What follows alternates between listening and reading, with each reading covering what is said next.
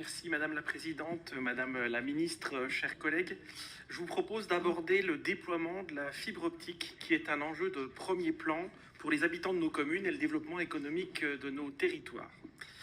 Je suis avec beaucoup d'intérêt et d'exigence les retards de déploiement dans ma circonscription. Je les suis d'autant plus que Grand Besançon Métropole fait partie des 55 EPCI dans lesquels les taux de raccordement sont les plus en retard.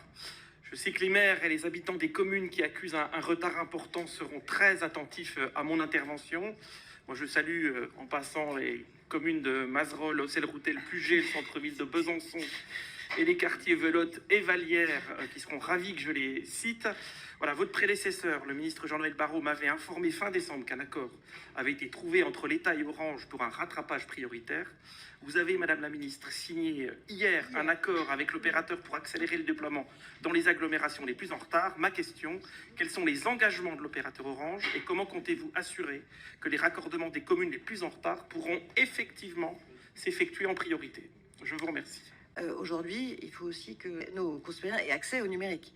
Il n'y a pas seulement le problème de l'utilisation, mais aussi accès au numérique. Et je crois qu'en matière d'aménagement du territoire, le plan France très haut débit ou comme le New Deal mobile sont extrêmement importants. Puisqu'aujourd'hui, quand vous n'avez pas accès à une offre fibre ou à une offre de téléphonie qui vous permette de naviguer sur Internet, vous avez un sentiment de déclassement très fort de nos concitoyens. Depuis 2 ans maintenant, on remarquait un retard qui s'accentuait sur le déploiement des infrastructures, retard qui n'était pas acceptable. Vous avez suivi, en fin d'année dernière, Orange a été sanctionné sur le sujet pour un retard de déploiement, notamment dans ce qu'on appelle la zone AMI. Et donc, des négociations ont été ouvertes par mon prédécesseur Jean-Noël Barrot sur le sujet, qui ont abouti justement à la signature de l'accord. Donc l'accord qui a été signé hier à Dunkerque va nous permettre en zone AMI de réaccélérer le déploiement conformément aux engagements qui avaient été pris par le président de la République. Cet engagement, il porte sur une accélération avec plus d'1 120 000 locaux qui devront être fibrés très rapidement. Sur ces EPCI qui sont très en retard, Orange s'est engagé également à rattraper très rapidement le retard, c'est-à-dire avant la fin de l'année 2024, afin de reprendre le rythme de déploiement normal.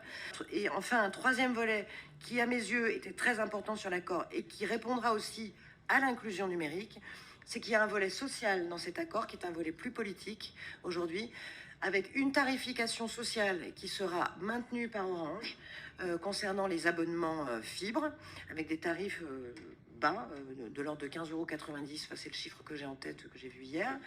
Et également un autre point très important, puisqu'aujourd'hui vous pouvez avoir des personnes qui n'ont qu'un abonnement téléphonique cuivre aujourd'hui et qui demain ne sont pas enclins à passer à la fibre, puisqu'ils ont peur de devoir payer plus cher. Et donc il y a un engagement là qui tient que donc ils auront un tarif téléphonique au même prix que ce qu'ils connaissent aujourd'hui dans la fibre.